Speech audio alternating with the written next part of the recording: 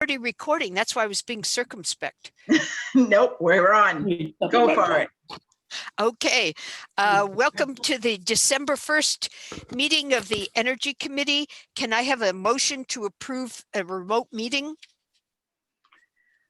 I'll make a motion to approve the remote meeting. Second? And I will second. Thank you, I will Bob. second. Okay. All in favor signify by saying aye. Aye. Aye. Okay, it's unanimous. Thank you. Let's see, we don't have any members of the public who are not known to us. Tara Monroe, of course, is a regular, and Barry is a regular, and more about that later. So I guess we march on to the approval of outstanding minutes, Madam Secretary. I think that there was one small change that Mike Duffy had requested, which was made. So I believe that it's complete the way it's written. Okay. Any other edits from anyone? Okay. Can I have a motion to approve the minutes? So moved. Thanks, Steve. Second. Okay, thank you. All in favor signify by saying aye. Aye. Aye. Aye. Opposed, abstentions? Okay. So we move on now to a very quick report on the special town meeting. I went in person. Did any of the rest of you get there? I didn't see you if you did. I Okay. looked at it on Zoom. Oh, okay. I Well- watched it on something, YouTube or something. I don't know. Well, Yeah. YouTube. So you- Yeah, so you saw what happened. I mean, the whole thing about energy articles became moot because Tracy Post, after they had the articles that they needed to go ahead with the sewer stuff, just jumped in and, that was it. Got rid of the rest of the articles. She made one little mistake, which was that she thought there was one less article than there was. So there was still a kind of, discussion briefly about tabling Tom Barron's article on the solar arrays for the links course. But essentially our stuff with the signatures and all that never got discussed. So it never had to be amended as was planned by Yarmouth Climate Action Network. So that was the main energy news from town meeting. It did feel pretty safe. I mean, good heavens, they had you going in one door and then kind of down to the right toward the ladies' room to register, and then around and coming into the auditorium on the far side. And then when you went to leave, they had you leave by the way you usually come in and then go straight out a door. And people seem to be wiping things all the time. So, and everyone had a mask on. So I guess that way it was successful. Let's see, November 17th, we'd probably have indications by now if there were, if it were a spreading event. So anyway, any questions about town meeting? Yep. Okay. Then, Mike, shall we talk to them a little bit about our November 5th meeting with Dan Horgan? He had requested a meeting with Mike, then he tucked me into it.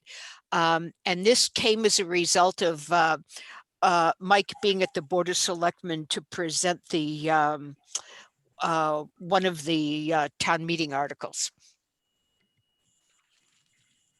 Well, about all I'd like to say, it was refreshing to know that one of the Board of Selectmen was interested in what committees are doing and who they are and all those sorts of things. And actually to go through and make sure that the makeup of the committee was correct and that the people had their terms identified and all that sort of thing. So I thought it was refreshing. It seems we're taken very seriously. I had misunderstood the invitation from Dan Horgan and thought that he was interested in finding out stuff about energy and renewable energy and what we were going to do with Solarize. So I was somewhat startled that that wasn't it. But it turned out to be helpful because remember the chaos about appointments? This was 2 years ago. No, this was a couple years ago now. Where It was when Mark Forrest started on the Board of Selectmen. and there was kind of general disarray about the appointments. Remember, we got it all solved. Well, it turned out, I mean, whoever looks up your own committee in the annual town report, it turned out that more than half of our years were listed wrong in the 2019 report.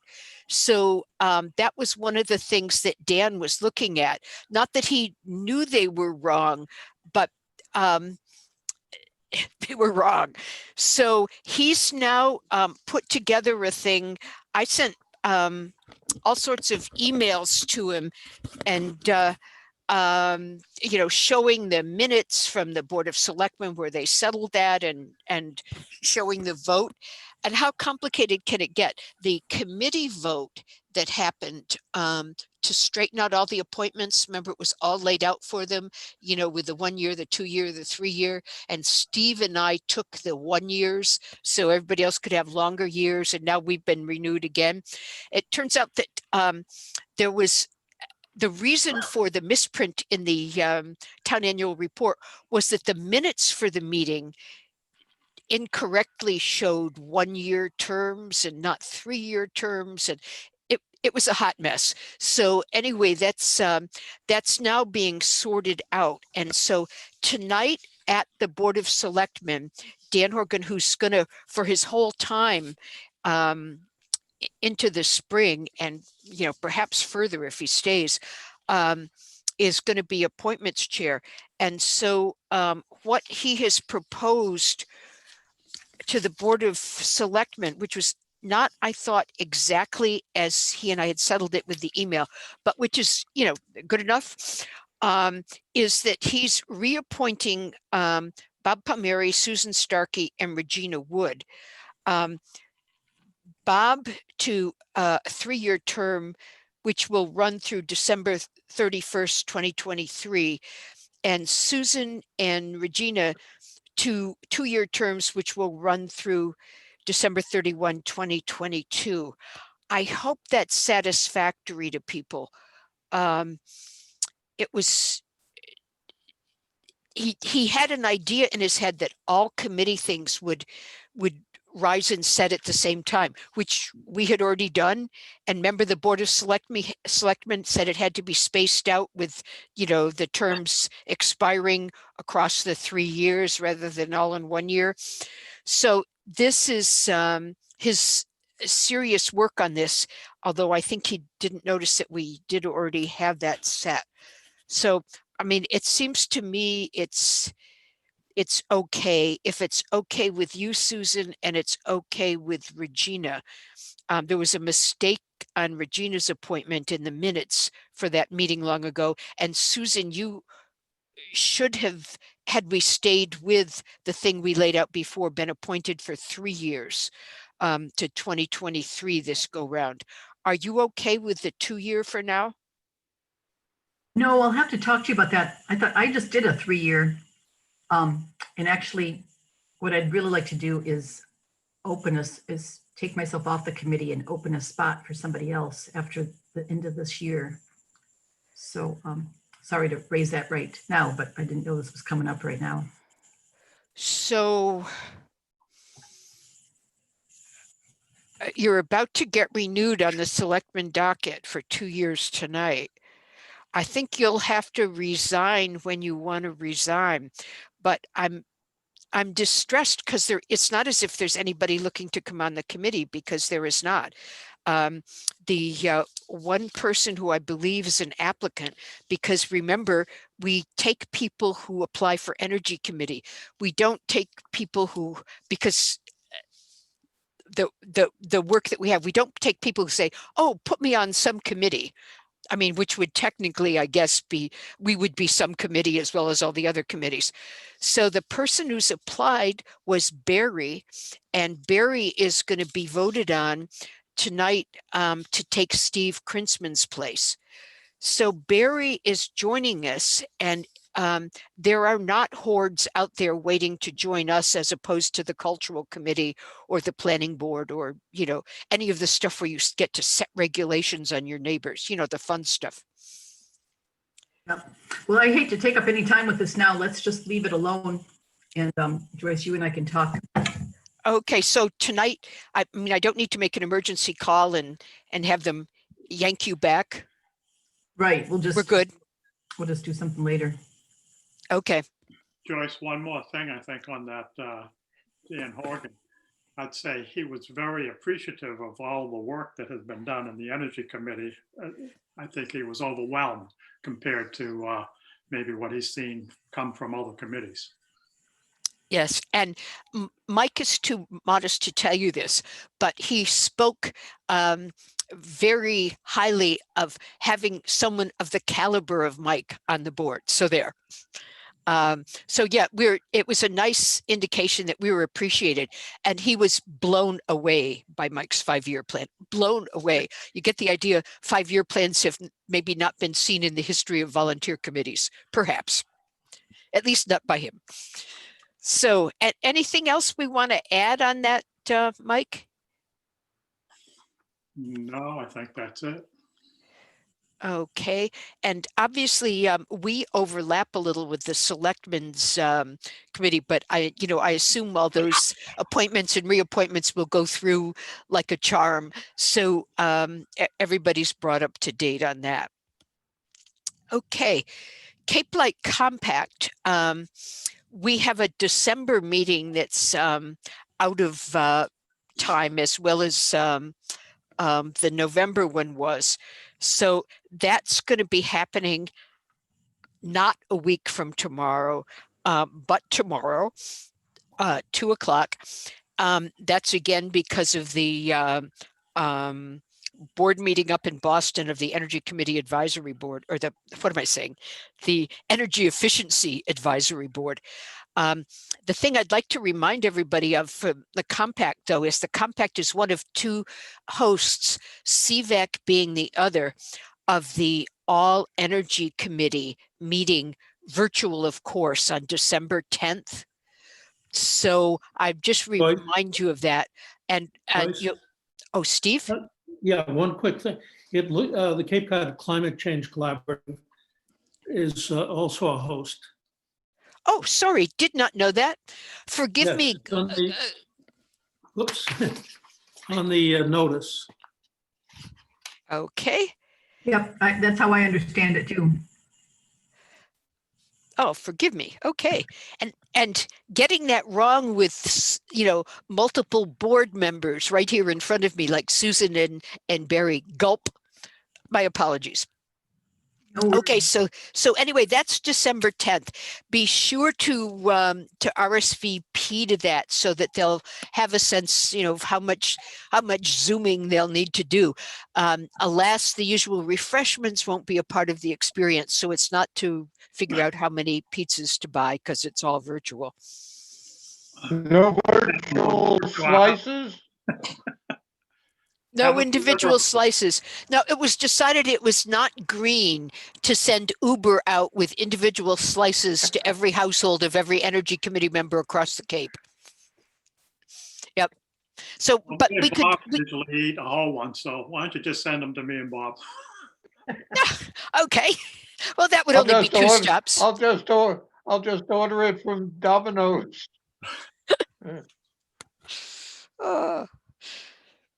Okay, so that's Okay, it for the compact. A quiet month. Steve? Yeah, to continue on that discussion. Right now, there are, I believe, 65 to 70 persons that the notice is out to. From what I heard was that, and the meeting is 4:30 to 6, an hour and a half. So I heard that there would be 1, maybe 2 members from each committee would be asked to present, as opposed to having everybody have a commentary during the meeting. along those lines, what I thought was possibly dividing it up into, insofar as Yarmouth is concerned,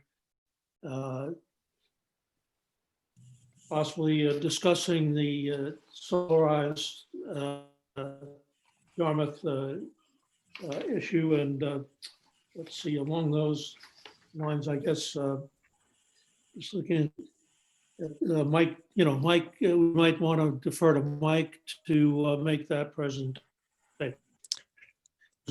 We do love And giving then, Mike work. Talk about and then in terms of the three agenda or proposals at town meeting, Barry might want to explain that to the other energy committee members. I'm sorry, Steve, what was the first one you said I should do? Solarize, Solarize Plus, Oh, Solarize Plus. Yeah. Sure. and maybe a mention of the Includes 5-year the plan. meetings, and a mention of the 5-year plan, yeah. The it's only an hour and a half long, so I maybe a minute, 2 minutes on each subject will be appropriate What's the date to again? give everybody else all the other December commitment. 10th. December 10th at 4:30. Okay. Okay. Barry, is that okay with you? Sure. It's a Zoom thing. Okay, so you would talk about the articles and a mention of the Climate Action Network? Well, or at least, I mean, actually, probably we should decide after the committee talks about the articles, whether we want to present them for the committee, but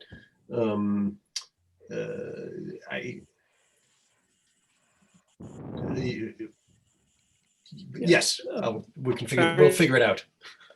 What I was thinking was that just the summary, there are going to be a town meeting. Article 1 is this, the second, and the third, and a quick thumbnail sketch of the content of those and the reasons why we're doing it. Just, educate the other energy committee members around the Cape and Vineyard as to what's going on and what they might do along the same lines as we're doing. Sure.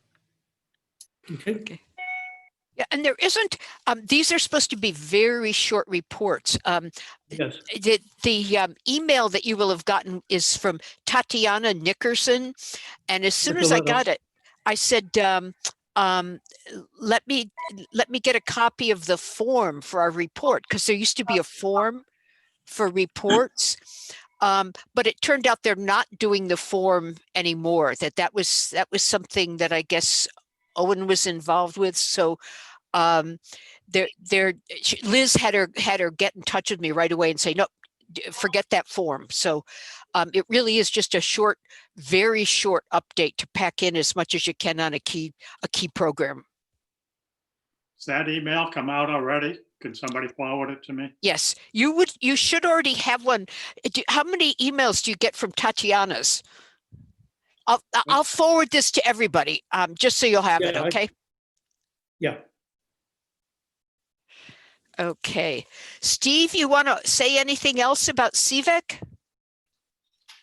Let's see, we're putting together round 6, and we've gone out, surveyed, the various cities and towns, and there's a couple of proposals for Yarmouth. Of course, one of them being down at the new DPW building and fire station number 3. That's being looked at as an energy park, if you will, or a group of buildings that could be share in the event of emergency. So there would be between the two, we'd have photovoltaics at each site. Is at both sites. There might be, for energy storage, the generators would be tied in as well. So a comprehensive energy complex down at that site. And look at a similar situation over at the transfer station. Oh, The okay. idea being that, by sharing all of those, in the event of an emergency, sharing all of that capability between essential sites would be of the town. And I think Okay. what they're looking for is at least a 4-day independent operation, a minimum of 4 days. Oh. Well, that's right, because in an emergency, we all go to Sandy's High School and shelter Right. there and get fed good meals, right? Yeah. Has this to would go be for the- 4 days. This would be to keep, essential services up and operating. Okay, thanks, Steve. Okay, now Amanda isn't here. Do you want to give a mention, Sandy, of what she said to you? Yes, she said that all the construction projects regarding the charging units are complete for the season. Oh, great. Okay.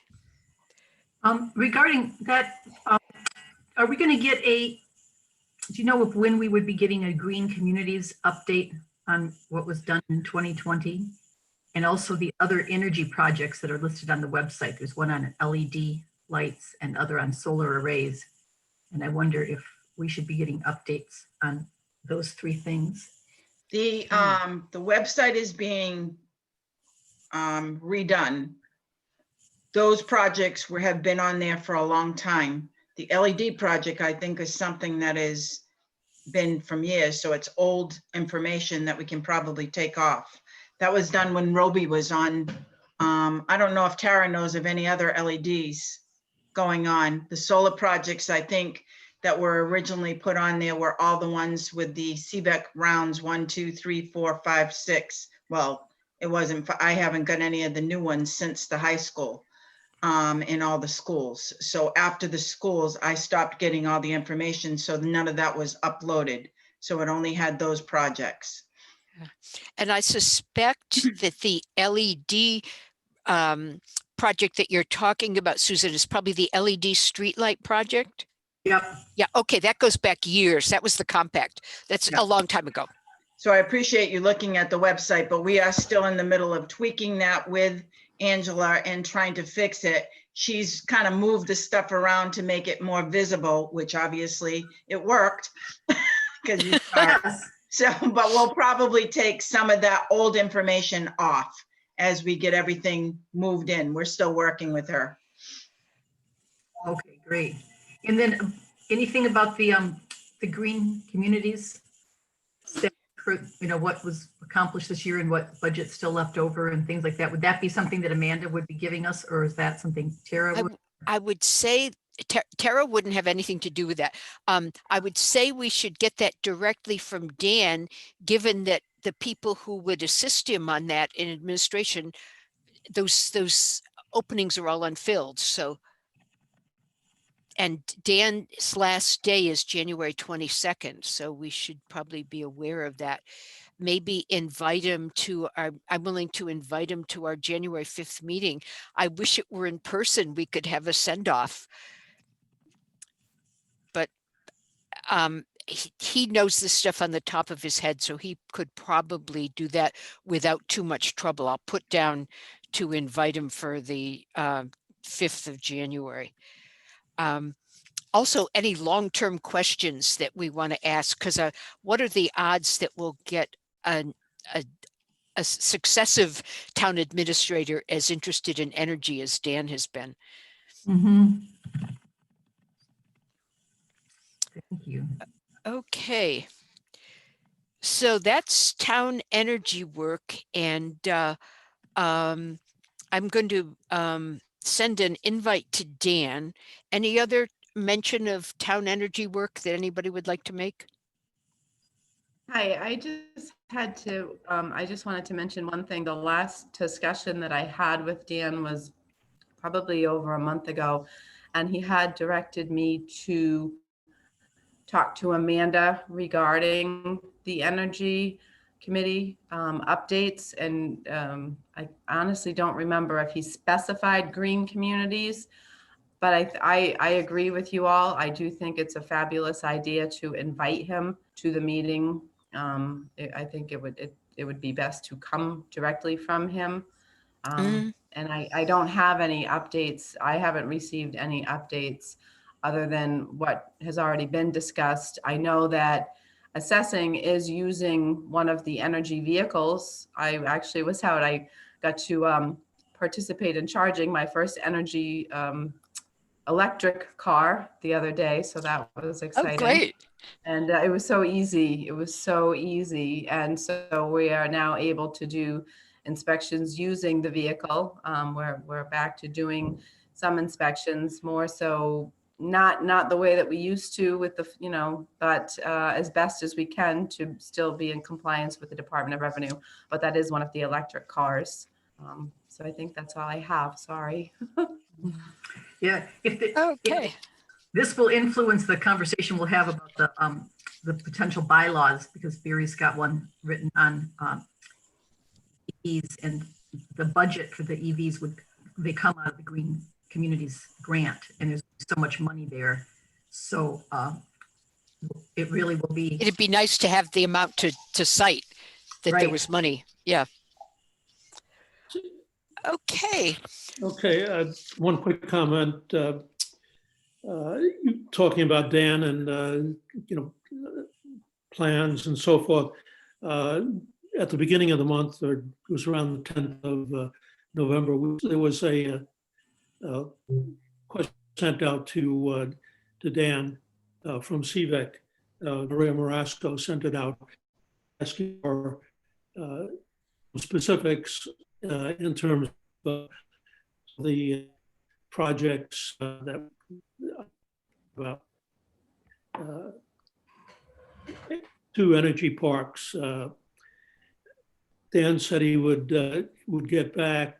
I haven't received a reply yet from him. What I'll do is follow up that. Maria has not received a comment either, but we wanted to get down on paper for just to solidify what the current town position is. And then when we do have a new administrator, we can brief, he can on board. There'll be documentation to show him, how we're proceeding with round 6 for the town. Yeah. Okay. Okay, good thought to give them a sort of road plan when they come in. Yeah. Right. And then share that, of course, with the Okay. So I guess that's it for town energy work. Mike, do you want to jump in on the EC annual operating plan? Okay, on the operating plan, nothing new to report by me. I would say, does Joyce, Sandra, or Barry have any progress to report? Yes, I'm trying to sort out where at the compact our request that was, remember, being handled by Brianna for the comprehensive data about how many energy audits, like for all time since the compact started doing energy efficiency programs, and where that went. I think she got that confused with another request. So I'm going to be talking to her tomorrow morning, and I hope to get that sorted. There was a lot of work done on that.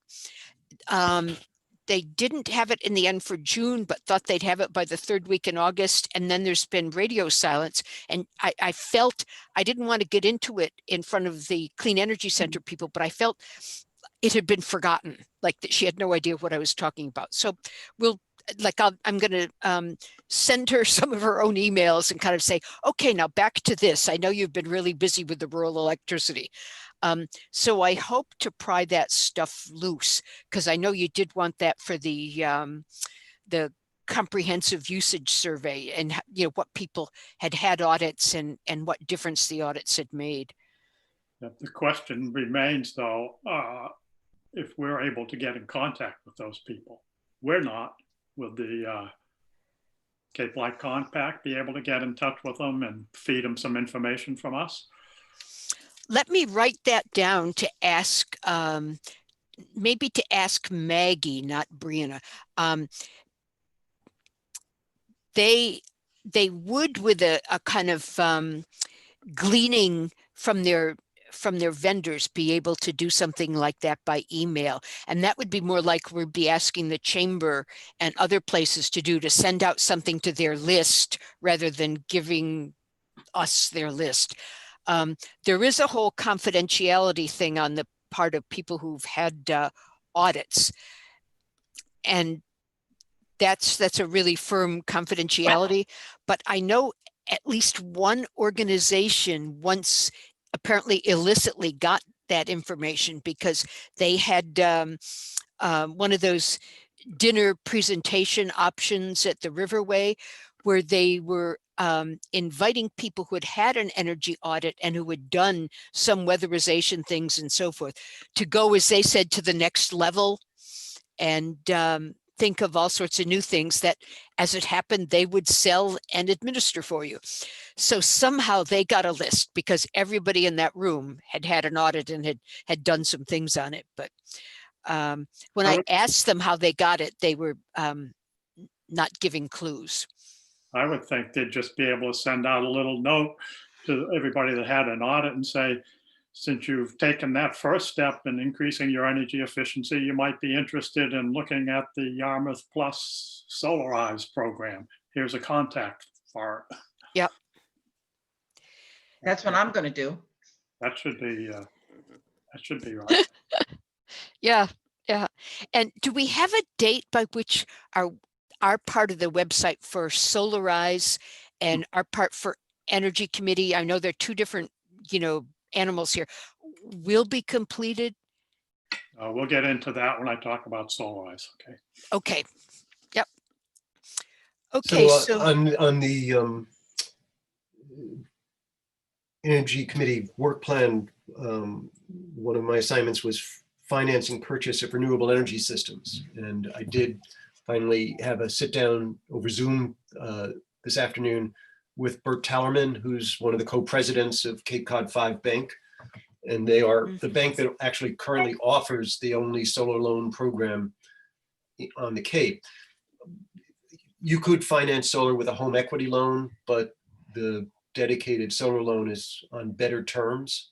It's the interest rate's 3.25%, which is really rock bottom. And it was a great conversation. They are happy to work with us. We talked through the Solarize plan. They have no upfront costs. And what we didn't settle was whether there was a way in which the bank could defer the interest payments during the pre-activation period, so that we could actually offer homeowners a no upfront cost loan, where they didn't pay anything until they actually had the savings on the utility bills. But we talked about a couple of options, and we're going to continue that conversation. And kind of, I broached the question of if we wanted to invite Cape Cod 5 to be a partner in Solarize, to kind of advertise with us, they would be game for that. So we should talk about that in the Solarize team. Excellent. Now, Barry, that was very impressive, and it's delightful to hear that. You have just done what I did, which is to mention a Solarize piece in our annual operating plan. But I guess they're so intermingled, Mike, and we think of them always as stuff with Mike running it that we can't help but blend them. That's true. That's true. I think the Energy Committee plan is kind of just taking backseat to the Solarize. When Solarize starts doing all the outreach, that will satisfy the energy plan. Oh, okay, that will work. Yeah. I'd be happy about that. Me too. We had a lovely example of a handout, which I would show you if we were in person. You would have gotten this at the special town meeting, but for the sewer operation, they had a one-page handout, gorgeous in many colors, two-sided, and it really, really looked good. You can go into the town site to see it, under the whole part where there's information about sewering and going forward with the 3-town project, but it looked really, really good. So maybe I should scan that in. It might be easier if I scanned that in and sent it to you rather than having you look at the town site, which can sometimes be hard to find stuff on. Want to see it? Well, sure. Okay, we'll scan in. Okay, Joyce? Yep.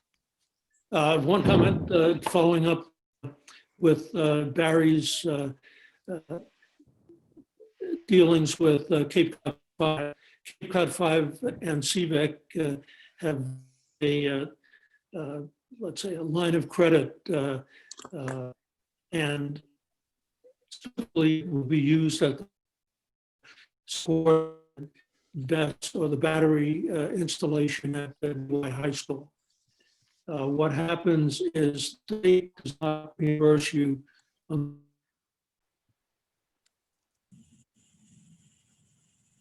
We're losing you. I'm sorry. Oh, there's a slight delay with your Yeah, voice. it says my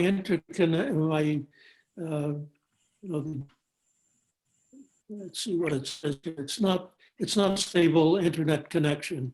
At least where I am. I'm close to the router, but it's kind of a little flaky. But in any event, the Cape Cod 5, as I say, has signed a pre-loan agreement with CVEC.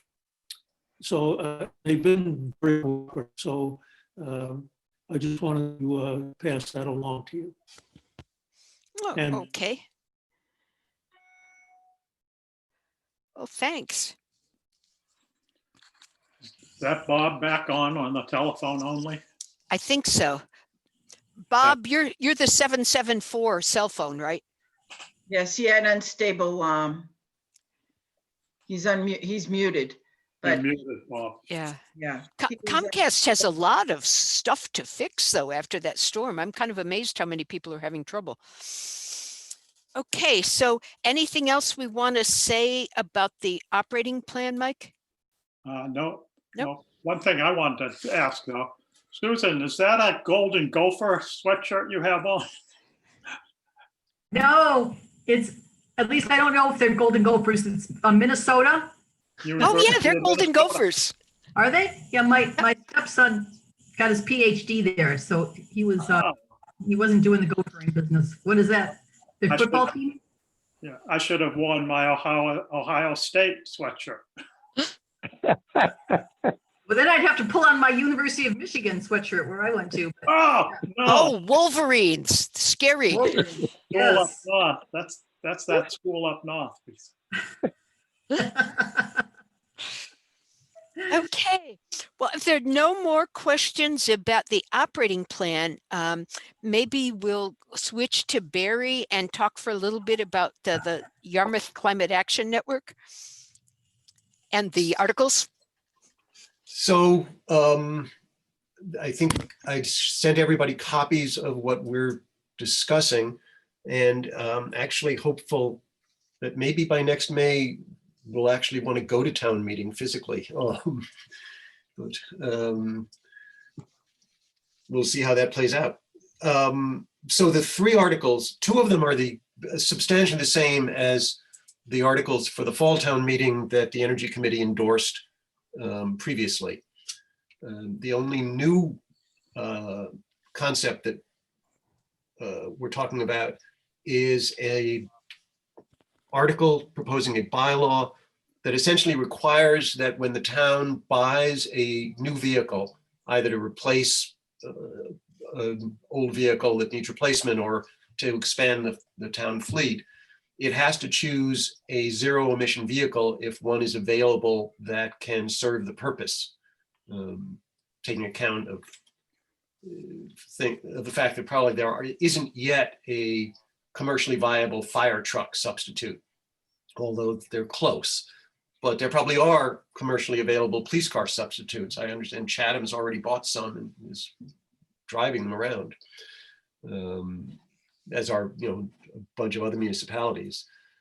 The underlying premise of this is that for everybody at this point, the economics of owning an electric vehicle are now competitive with gas-powered vehicles. That while the upfront cost is almost always higher, the lifetime operating costs on an EV, both because they're more efficient and use less energy than a gas car because they don't burn so much of the energy in wasted heat. So that the fuel cost is substantially lower than a gas vehicle, and the repair and maintenance costs are much lower. I mean, the only maintenance cost I've had so far after a year and a half is the inspection sticker on my EV. It just there isn't anything that gets routinely replaced, and there are a lot fewer moving parts and a lot less heat and combustion to wear things out. So that the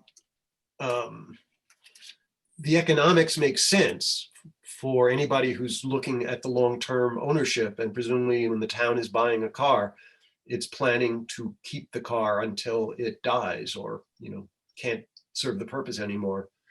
So the goal is both to propose that public fleets should go electric now as they are replaced, and for the public buyers to model those electric vehicles for their residents, both have more EVs on the street and manifest that they are now a practical option. The bylaw refers to zero emission vehicles because there besides for battery electric, there are also hydrogen fuel cell vehicles which are zero emission, which aren't really a factor yet in the northeastern market, but in California they're actually building out a fuel supply system for hydrogen fuel cell cars. And buying them into public fleets, and they may actually work better for heavier vehicles than battery electric. So over time, presumably will become a bigger factor nationwide. But that's the proposition that I think in terms of a new decision for the Energy Committee would be to advocate that the town move to an electric or other zero emission fleet as it replaces its existing vehicles. Barry? The comment that I would have would be to add golf carts, for example, to that proposal. We had talked about this, doing it this year. They have a 3-year lease on those types of vehicles. And they signed new leases this year. It wasn't possible to convert over to electric. But I think 3 years from now, we should look seriously at electric golf carts. Wow. So I would add, I just made a note, when I read over your post article. Because I think it's right that the current language, takes the definition of motor vehicles from the general laws, and that probably would not include golf carts. So I'm trying to think, are there other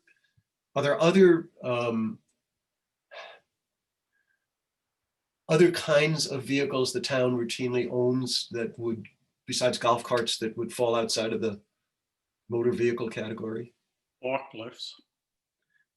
I think though that I think construction vehicles would count as motor vehicles, and they might still be in the category where there isn't a suitable electric substitute, although over time they'll get them. But I'll double check on that as well as to whether construction vehicles are included in that category. Can I raise a couple points before we dive too much into the fine tuning of it? And that is with, Sure. this is not a hat I usually wear, but given our elections in the state of the country, I'm really trying to understand people different from me. And I'm beginning, and this issue raises for me why I can understand when people just say, sometimes you're regulating the heck out of everything, and why. I think it would be important, maybe education for us to know when is a bylaw needed versus when is some other strategy appropriate. And certainly if Rich was still here, he could make a very good case for how we've solved this with the green communities. And he has a plan with so many vehicles per year are eligible to be replaced. He would be doing that. So this is, in my estimation, we're overkilling our penchant for regulating things. And even if we call it not a regulation, but why a bylaw? Why not just have our oversight of the green communities program?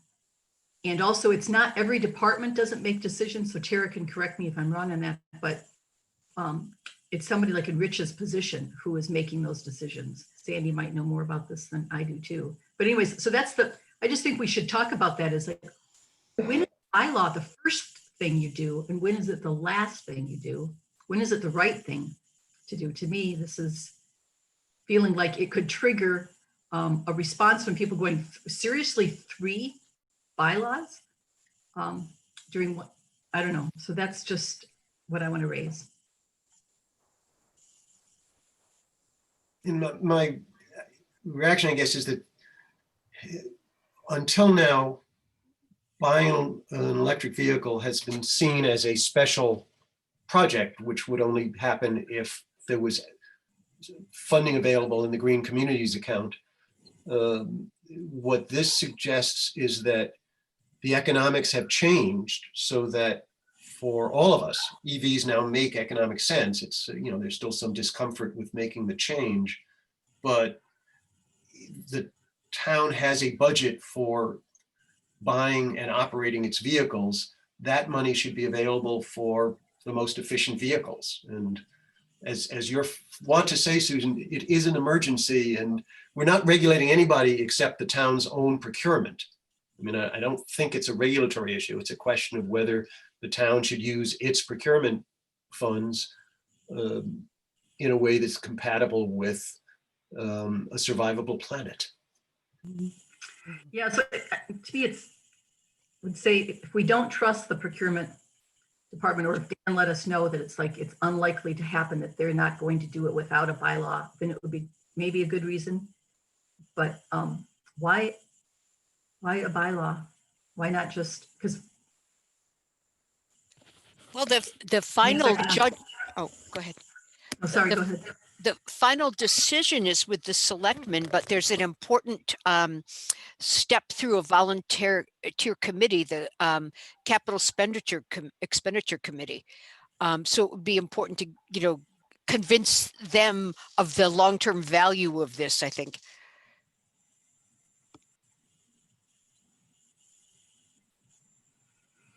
Hi. Hey, Kara, some thoughts? So just to share a couple of thoughts. As you all know, I'm very energy aware, very energy motivated, slightly, I would say, an activist. I agree with Susan as far as regulations go. I love, I guess, the premise of the electric vehicles and the motivation for the town. And I'm just speaking strictly as a resident here, not as an employee.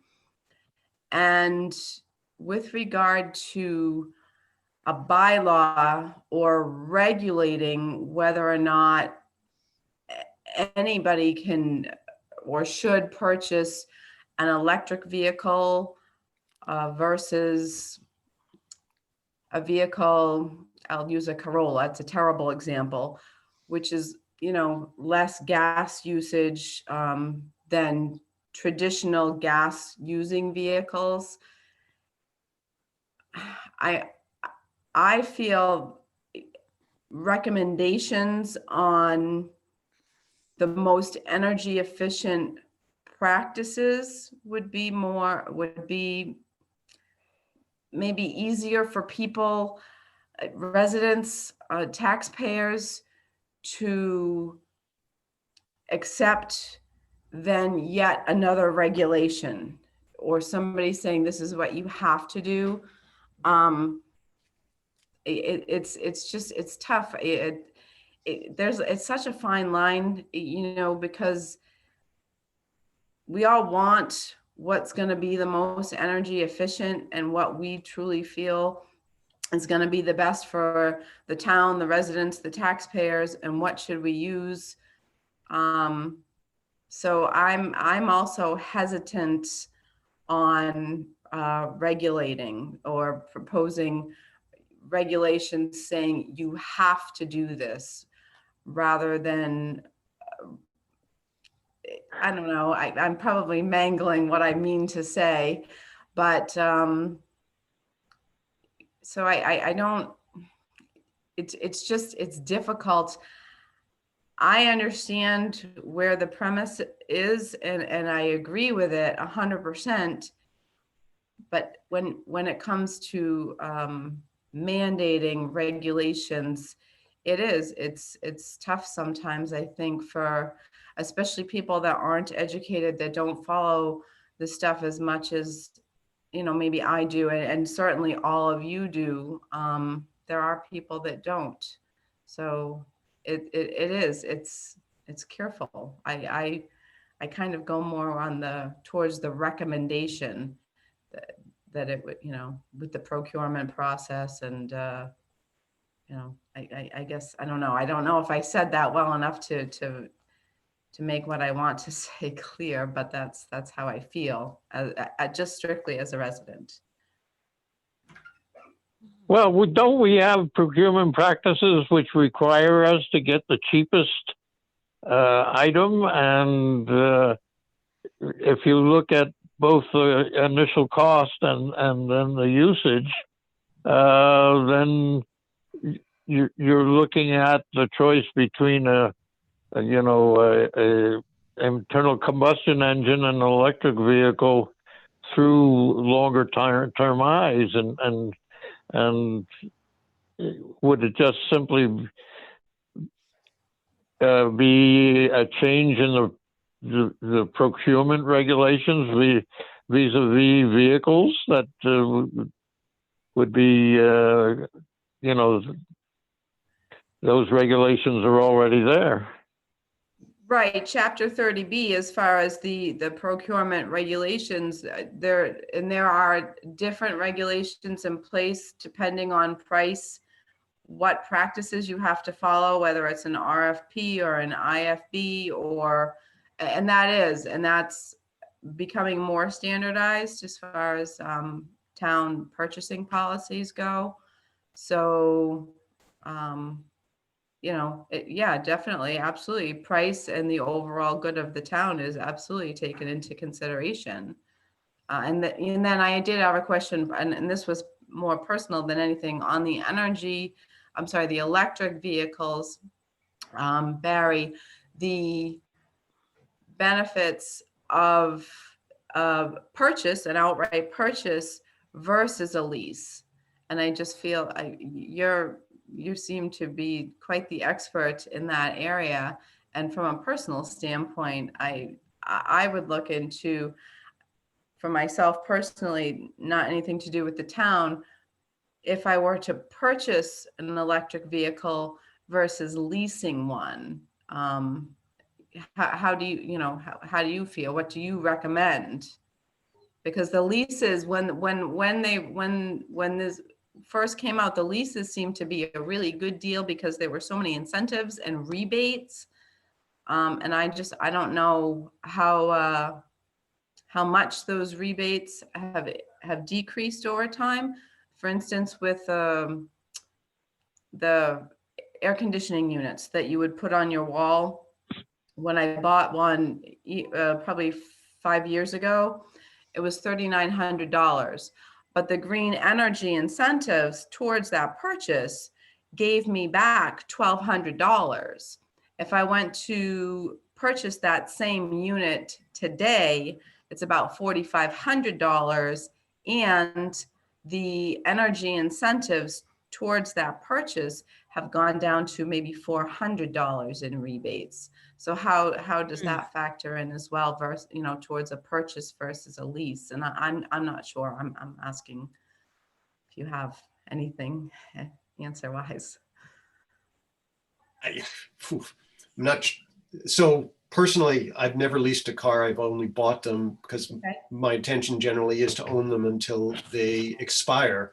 My partner leases his cars because he really likes to drive a spiffy new car. He cares about how it looks, and it means he gets a new car every few years. My sense is the economics are better for ownership, assuming that you're not, that you don't care so much about how new the car looks, but that's personal opinion, not policy. Joyce? Yeah, another idea would be possibly becoming an advisor or acting in an advisory capacity when decisions are made as to purchasing vehicles. I assume there's a process in the town that does that to requirements under state law. If we had a representative who could sit in on that and or an energy position.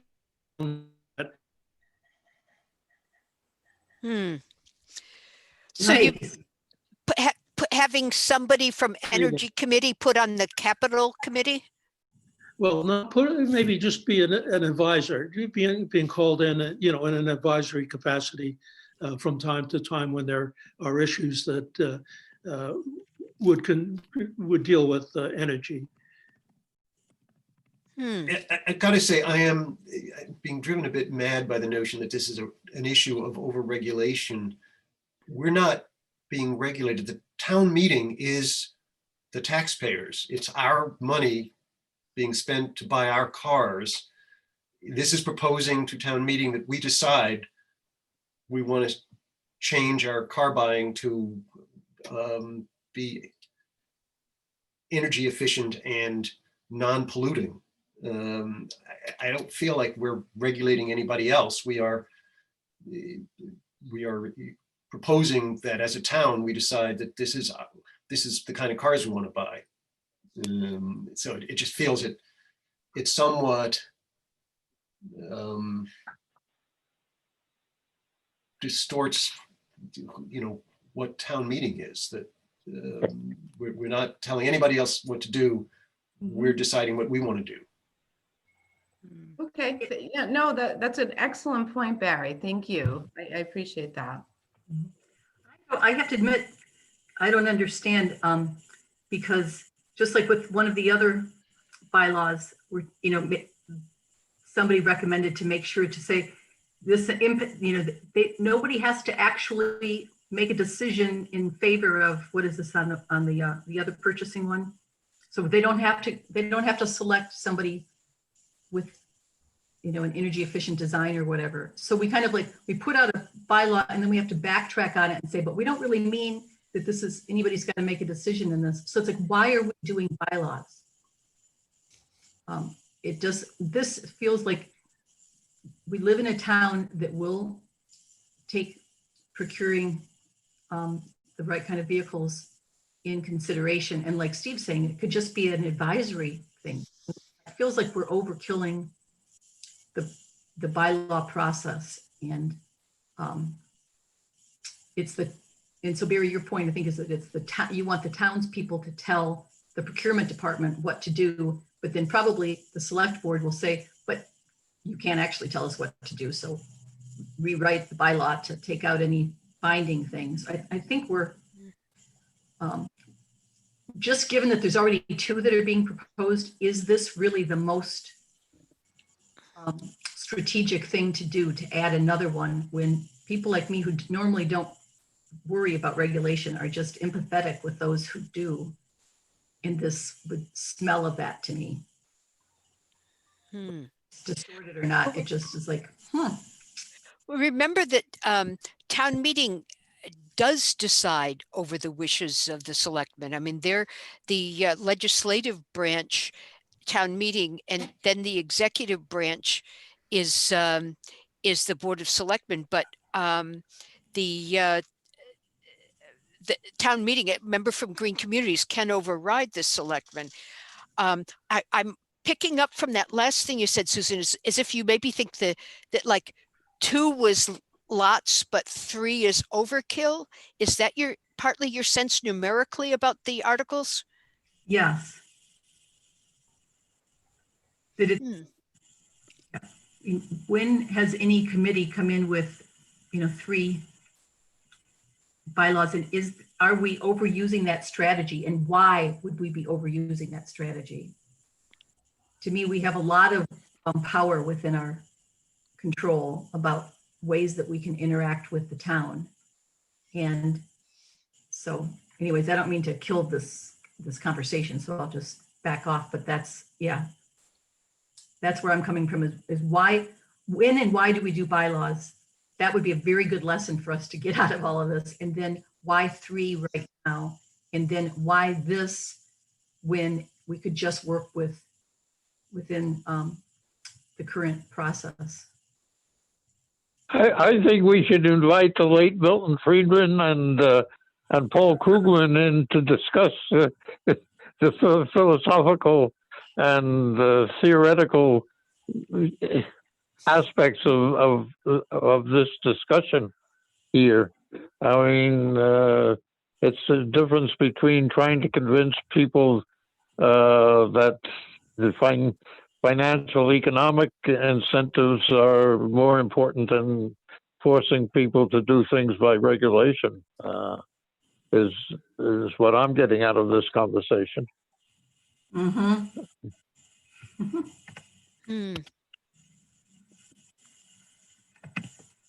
But yet the financial part do require laws to, if you're going to do a carbon tax, for instance, you need a law for the carbon tax rather than doing, EPA type regulations. I mean, that's always been the conservative economic point of view.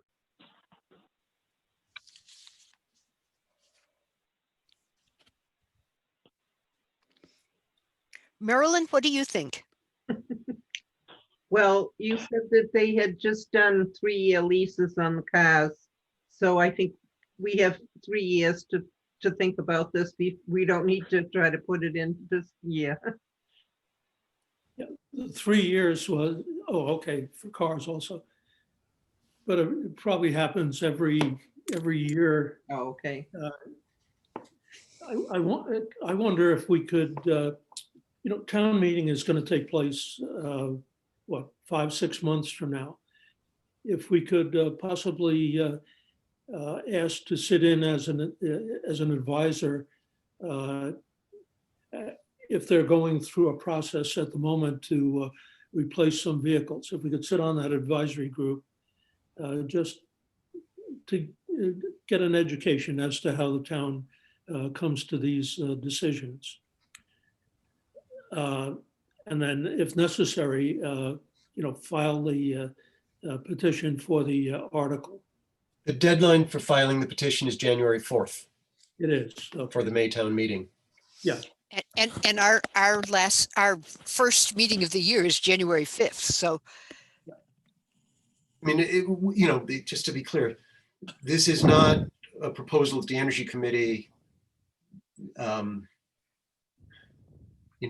create this proposal. The proposal is likely to be, organized by the Climate Action Network.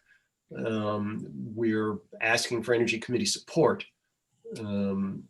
but I expect it'll come before town meeting in any event. I'm startled that it's challenging, I guess. This felt to me like a no-brainer, sort of like that it's time that public fleet should move to electrification. It's kind of a core premise of what it will take to get to net zero. Can I just say something on the school side? We tried to do some electric vehicles with our procurement. What we get in our construction vehicles with our bigger trucks that do the plows, we can't get electrical. All right, my vehicle, I probably could have gone electrical, except that I went for the most gas, which is, we don't want to go there, but it was difficult. We tried very, very hard to work toward that, but we couldn't do it. So the vehicles that they use for inspections and some of those things, you can do it. But when you're using a work vehicle for the town, as far as maintenance on construction, then there's none available at this time. So to put that bylaw in there and prohibit things from going, I think that, as you know, when we were doing it, I had already purchased my vehicle, but when we went for the other new vehicles, we tried it. We couldn't do it. They just didn't have the technology out there for us to get the trucks that we needed to be able to plow 6 buildings and to be able to do the work that we needed. There's just nothing. And the second part of it is we couldn't afford it even if there was. So the cost of them prohibited us from even going forward to even looking further into it. So I don't know if that's going to happen if we put these restrictions on this procurement. Joyce, and Yep. when we were at the Board of Selectmen meeting presenting these things the last time, whenever that was, a couple of months ago, didn't Oh, I remember it. yes, remember it well, but didn't things go more smoothly through the Board of Selectmen if we use the terms encourage as opposed to demand? And so with regard to this, couldn't it just say that they encourage the town to do a detailed comparison between gasoline powered vehicles and electric vehicles or whatever, zero emission vehicles whenever there was a need to replace a vehicle? Well, encourage is a lovely positive word. I confess at that Board of Selectmen meeting, I was startled by how overbearing the word urge was interpreted to be.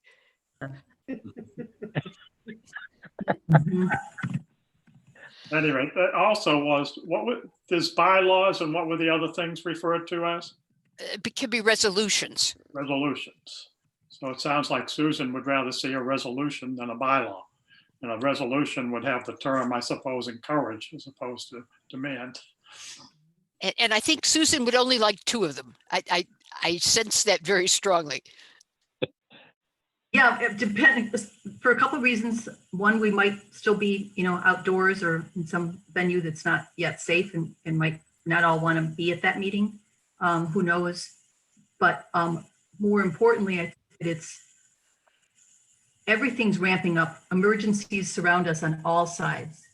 And how do you take responsibility to lead in a time of emergency?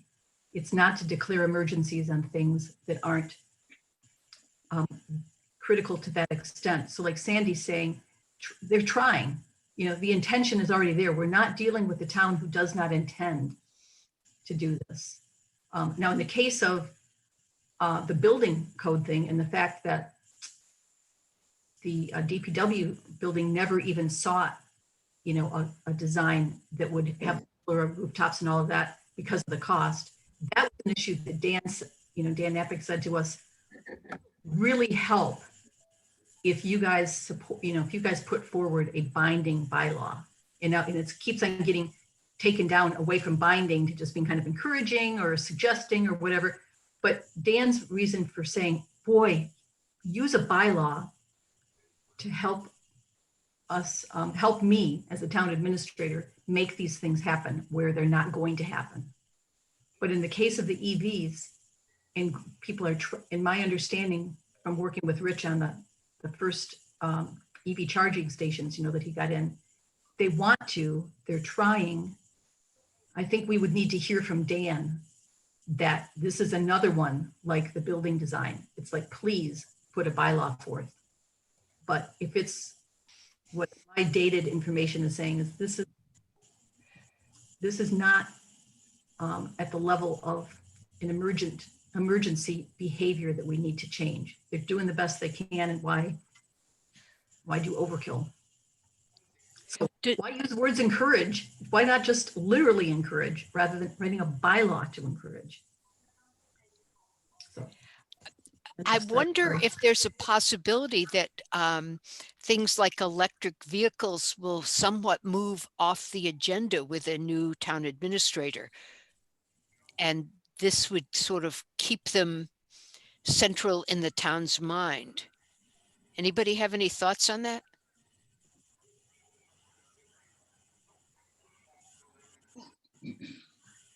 Yeah, if we get a regressive administration, and that's a whole different story, but then we could have fall town meeting to do it.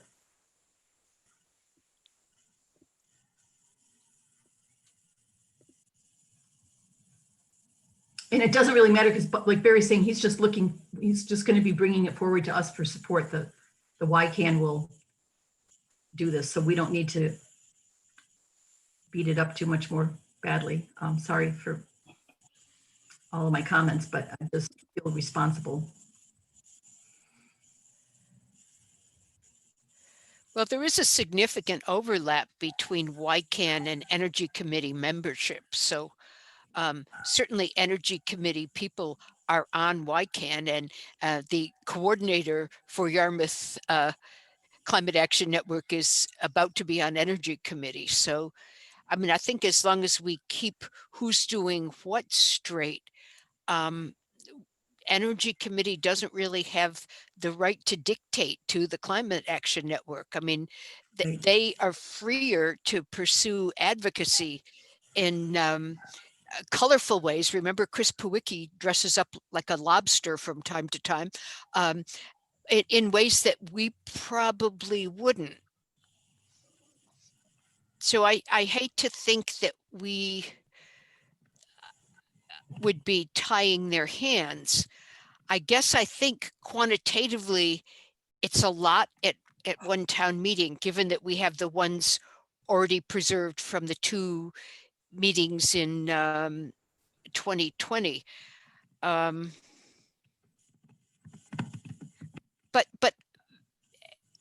I'm willing to let other members of YCAN besides myself decide on that. And I think Energy Committee members can give advice. And I think we've heard from a lot of points of view. Maybe a check-in with Dan on this would be helpful. And maybe even a check-in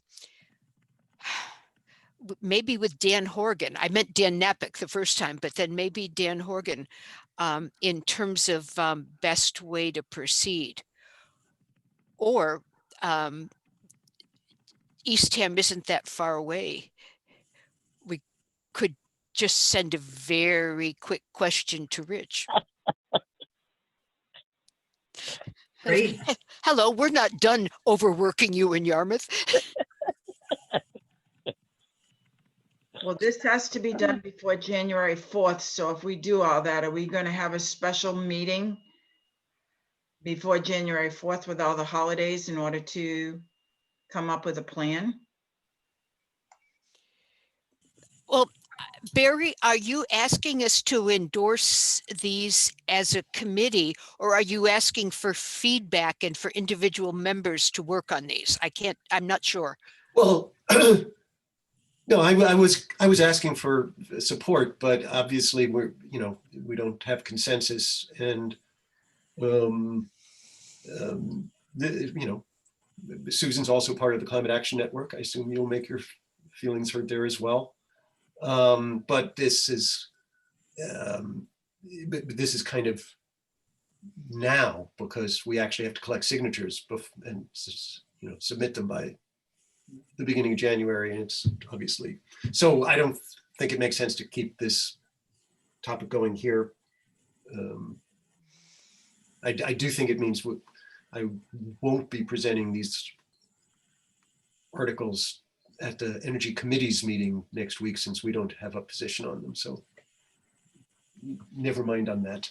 At the Energy Committee is meeting next week. Who knew? You mean, I mean the Cape and Islands Energy Committee's meeting, because at the beginning Steve was right. That's why I thought that we needed to wait for this discussion to figure out if I was actually going to do that. I think I'm not, right? So We do have the two that we support. Is the first two, not the new third article that we're talking about at the moment. Yeah. Last meeting. Is that the January 4th deadline date is for YCAN to get it submitted, but you don't have to have the Energy Committee's position until actually town meeting, right? Right. it No, would no, help I'm sure we'll be. people. I'm sure we'll be back to talk about it before May. But it just doesn't make. I mean, we're not going to get it. We're not going to get any further tonight. So, given the Barry, time. Can I just ask you before we leave this to just give a quick summary of the changes in the two articles that Energy Committee already endorsed? Because I think they're changes that actually would make it, our endorsement even easier, and it'd be good for us to be knowledgeable about that. I don't think there's any substantive change in the resolution about Solarize. I think. I was thinking the omission of the Old Kings Highway. Yeah, but that I think that was part of it. I think everybody knew that, but that was part of it when you voted last month. Okay. On the net zero design, I think the only substantive change was making it clear that if the procuring entity didn't want to ask for a comparison, simply wanted to, commission a net zero design, it didn't need to do a side-by-side comparison, which you might have read the original draft to say, and that was partly in reaction to Eric Tolley's questions about, why do you always have to commission two versions? And it occurred to me that once you've done the first few of those analyses, it may become the consensus that we're going to do all of them using this efficient technology.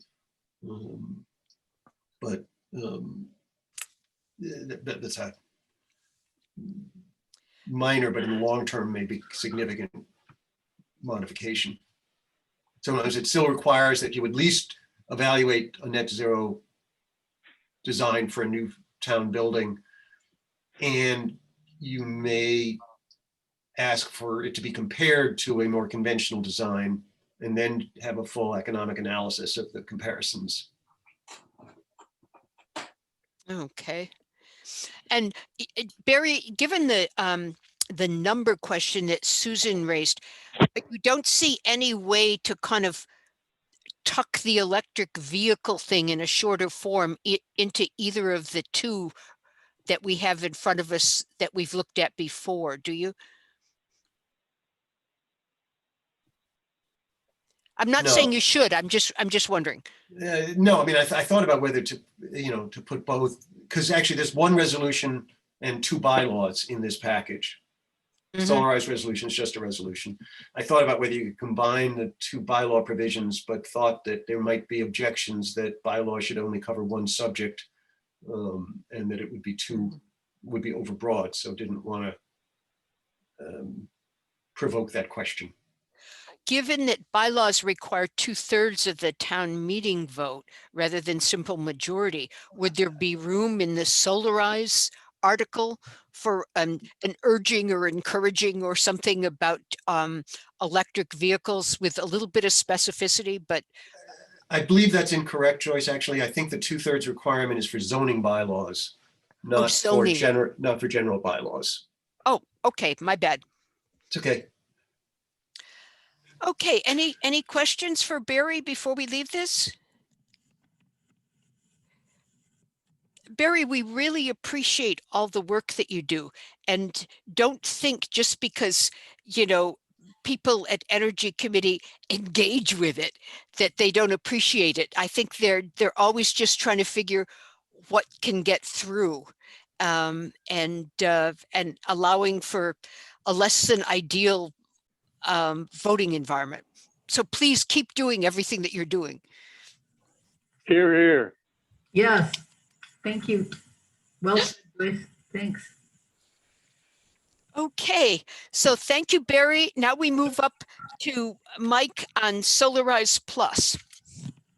Okay. Sandra, Joyce, and I had a virtual meeting with Angela to go over the website, at which I thought we had all the necessary modifications and updates worked out, but it has not yet been completed. Since the website is accessible, the least that should be done is to indicate it is still under construction. I've sent stuff to Angela and asked her to contact me if she needed to discuss it. I never hear back from her. I don't know if you have any better luck, Sandra, than me, but I've kind of given up on it. I think that I'm trying to be patient with her because I think she's holding many hats in this whole project. I don't think she's employed full-time with the town, so it's almost like I think she's working with Dan, but she's also a professor at the college. They might have finals going on right now, so a lot of that might be taking up her time with her classes. So I am planning on sending out another email this weekend to see where she stands on it. I have asked her to put those 2 items on the under construction and then working out the contact form. But like you, I have not heard back from her, only because I think that the exams at school might be holding her back.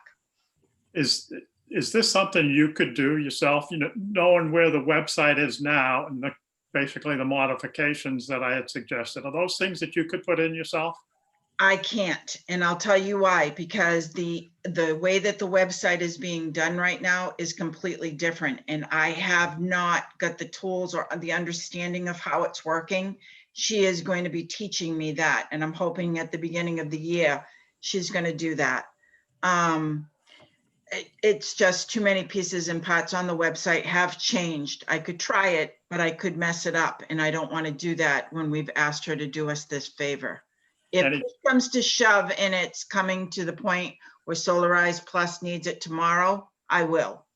And I will work with her. I will be a haunt. I've just been trying to be kind and not push this on her because she was doing it as a favor. Do you think there would be any students at the high school that would know how to do that? No. You're not going to get any students right now interacting with anything. Unfortunately. The thing is, it's the town, so they got to give you permission to get onto the site and have a login, which I do have. And I could put the under construction sign on there. However, she has a specific way in which she's designing the site, so I don't want to overstep my bounds. Just one thing that just occurred to me in our meeting, Joyce, with Dan Horgan. He had suggested that we might want to try to get a high school student or 2 involved in the Energy Committee and Solarize.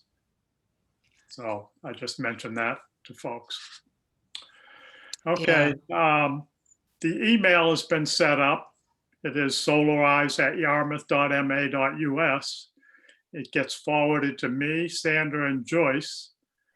To avoid any conflicting responses, all replies to incoming emails will be sent out by me, although Sandra, Joyce, and others may need to prepare the response and send it to me first, so that we're all aware of what's going out. But to avoid conflicts, one person has to be the belly button, as they say, that sends out the email reply.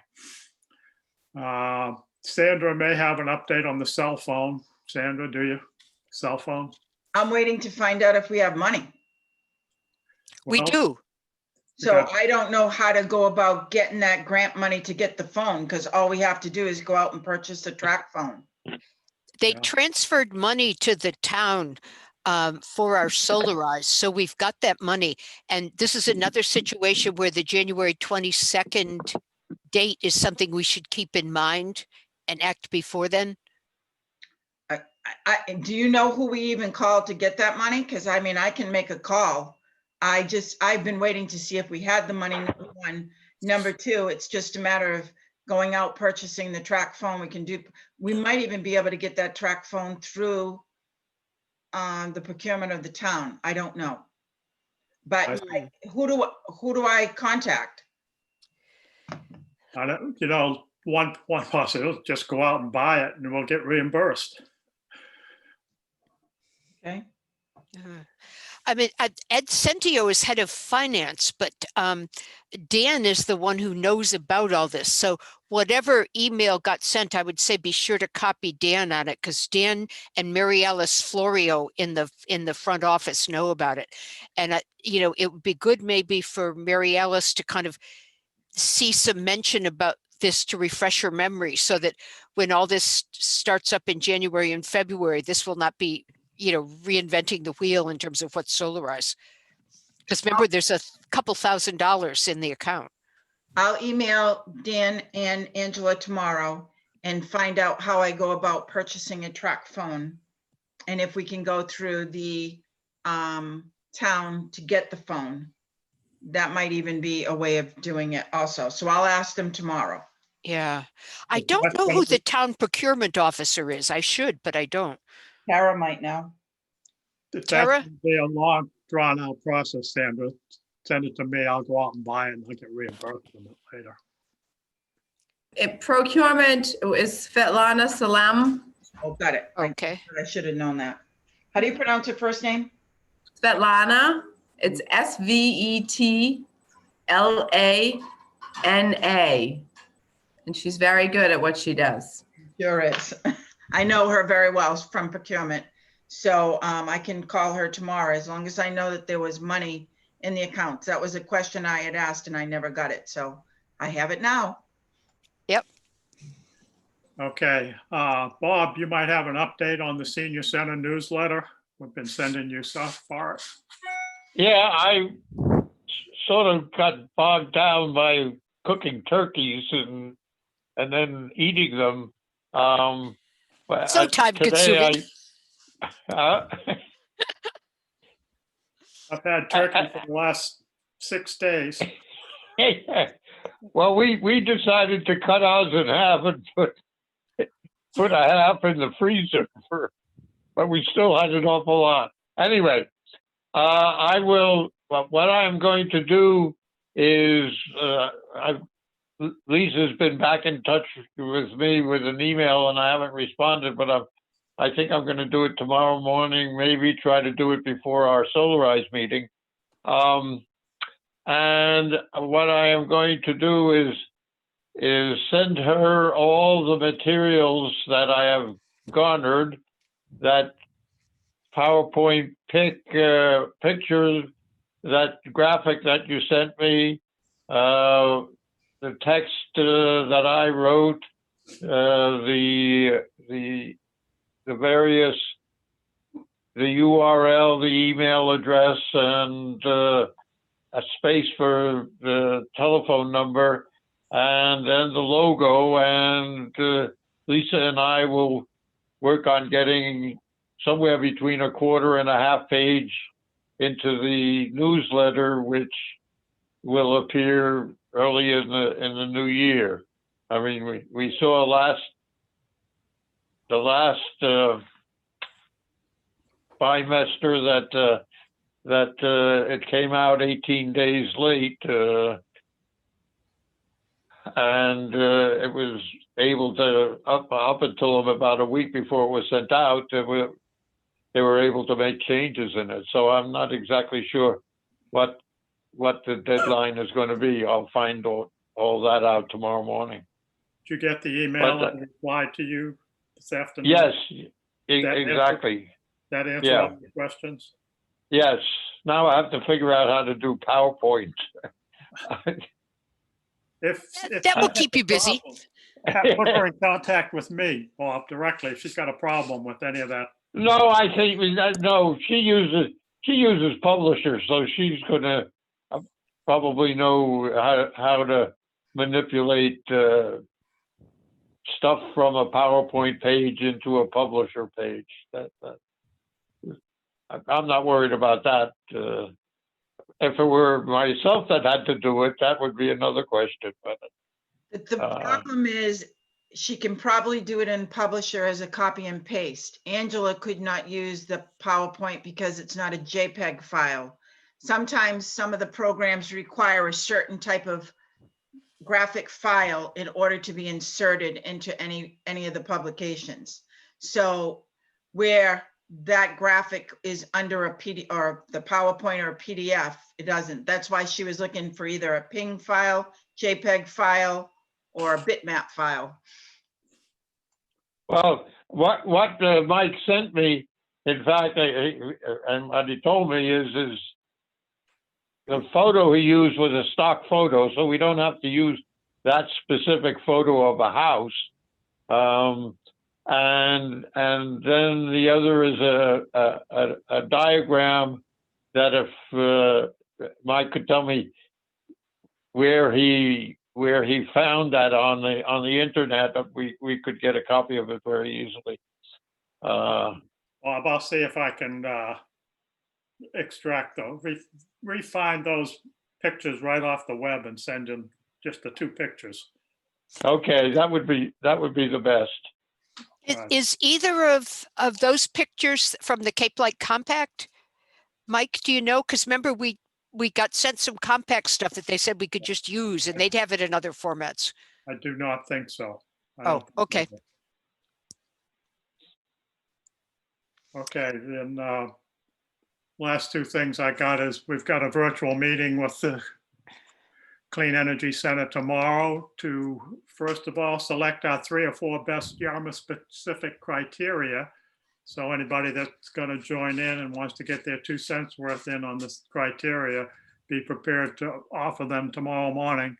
Also, they want us to review our goals that would be addressed in the installer RFP.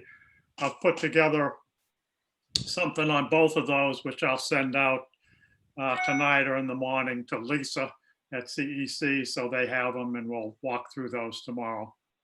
And the final thing is we need to be prepared to pull together our RFP by mid-December. And that will mean that I think we'll be working with the Cadmus folks, I guess.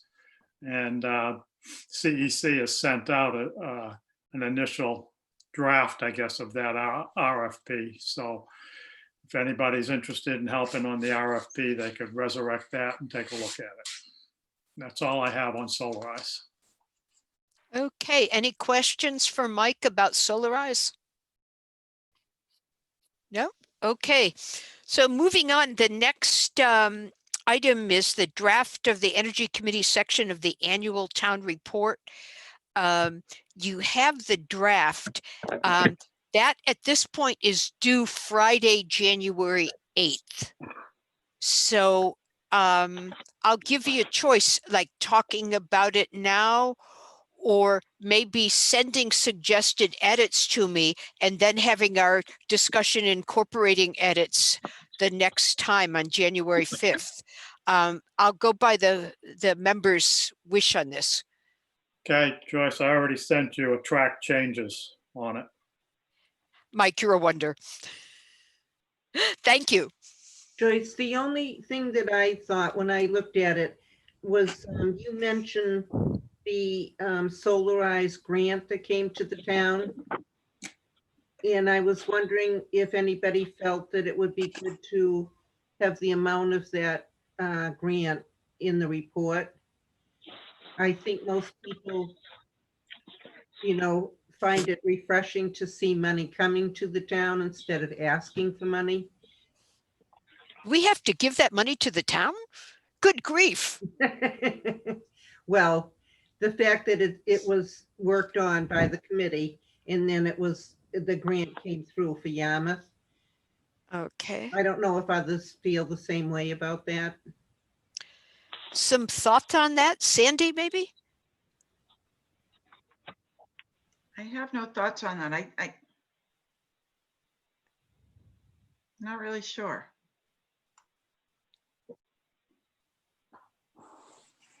Mike?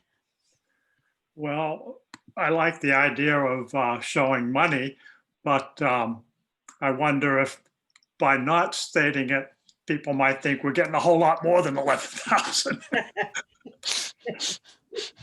Now, and then the only question is, if they think we're getting some large amount, are we going to buy down the amount of their solar installations by 50% or some expectation like that?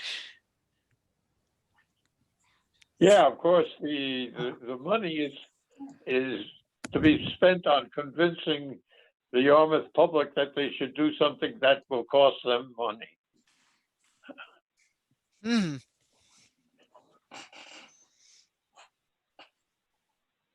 I mean, they'll get value for their money if they decide to do it, but and that's where the savings come in. But that's a long thread to follow. Well, Marilyn is very good at, remember in the past, she was the one who nudged us to get figures on how much energy the town, how many dollars, not how much energy the town saved because of things advised or recommended by Energy Committee and so forth. So, I mean, I appreciate the idea of having a dollar amount. I guess I'm kind of up in the air on this. I mean, it's a small dollar amount, and I don't know. No, it's not something that was terribly important to me. I thought I'd raise it, but I think some of the things said about not putting it in are valid, so we can just skip that. But I did like the report. Oh, thank you. Yeah, Joyce, Steve? yeah, just a quick comment.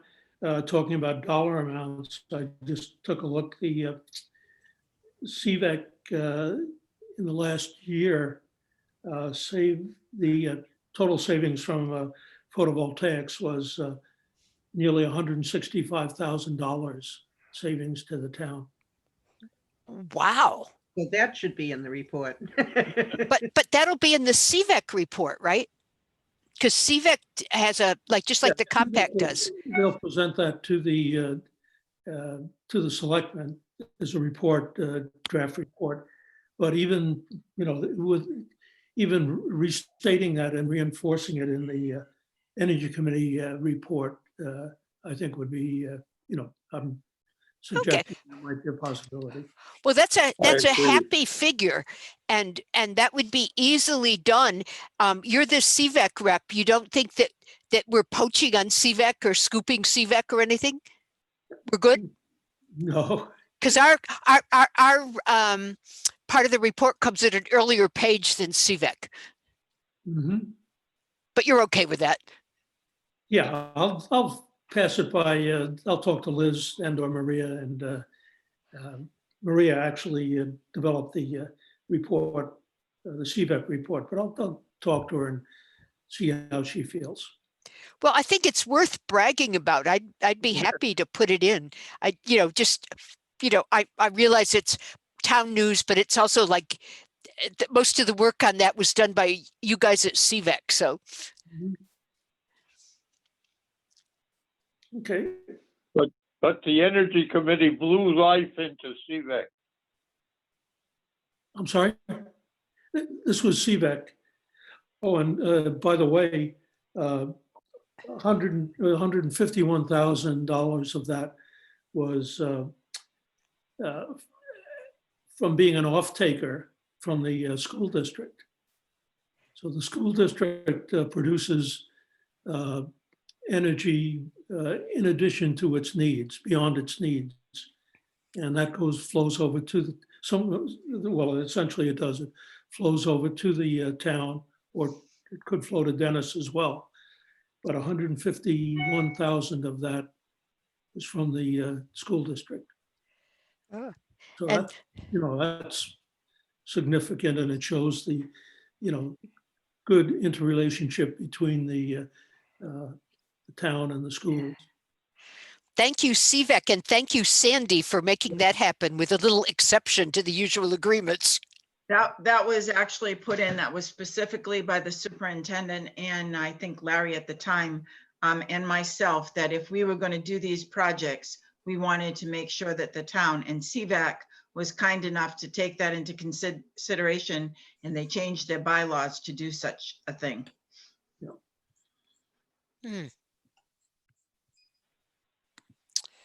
Okay. Anyone else have any thoughts on this? Barry, any thoughts on what we could do to make it livelier and more likely to be read in the middle of the town report book? I'll get back to you. Okay. Bob? No.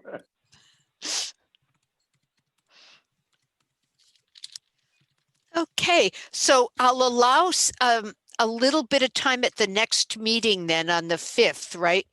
But I'll, in the meantime, look at anything that you've said now, and I'll also look at what Mike has sent or anything you send between now and the meeting and try to incorporate that. Okay, members' comments and proposed agenda items. Hi. Hey, Tara. I have one request on the town meeting report. Okay. Guys would be able to send out the final, or I'm sorry, the semi-final draft to everybody before with me. Mike had mentioned that he sent to you a track changes document. So any are included to the document. I think it would certainly be helpful for me, and hopefully all of you as well, if you were able to send out to all of us the semifinal before the next meeting, so that Sure. we're not looking at it. Like, I wouldn't want to go in and look at an original and put in some revisions if That then had already been, already caught them. yeah. You know what I mean? Yeah. So that would be very helpful for me anyway. Okay, good idea. Glad to do that. Appreciate What it. I always worry about with these situations is that we, are very careful working with the open meeting law, that we avoid a situation like the school committee evaluation of the superintendent some years back, where everyone brought in what they had worked on for remarks about ratings and what parts of the job and stuff. And then they had to sit and write them out longhand during the meeting because that was their interpretation of open meeting law. And I feel as long as we kind of discuss it like we just have, and we'll do a little next time, that we've covered it.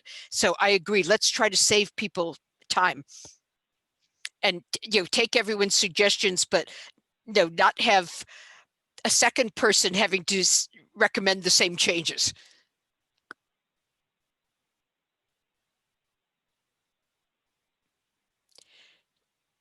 Tara, I see you talking, but I think you're muted. You're correct. I was. Yes, I agree. Everybody is extremely busy, so to any avoidance of duplication of work would be extremely, not work, I shouldn't say that, but it is of time, would be extremely helpful. Thank you. Thank you. Okay, any other comments, suggestions? Any motions of any sort? Motion. I move that we adjourn. Okay. And do we have a second? I'll second that. Okay. So all in favor signify by saying aye. Aye. Opposition? Neutrality? No? Okay, well, listen, it was great to meet with you all. We'll get together next on January 5th.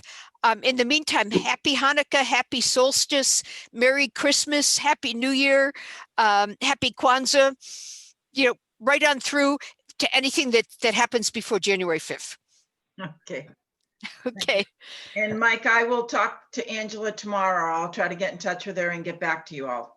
Okay, thank you. okay, great. Goodbye, everybody. Thanks for attending. I know you're busy.